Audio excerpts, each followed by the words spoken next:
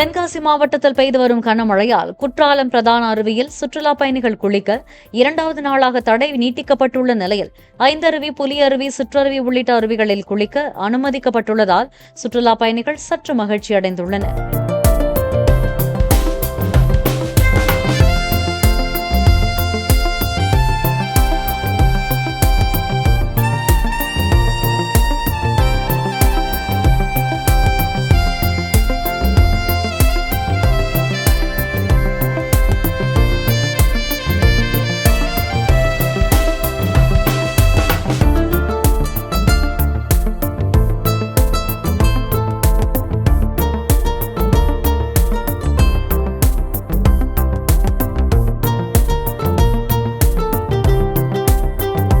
Play store மற்றும் app ஸ்டோரில் இருந்து பாலிமர் செயலியை QR கோடு மூலம் பதிவிறக்கம் செய்யுங்கள். செய்திகளை உடனுக்குடன் பெறுங்கள்.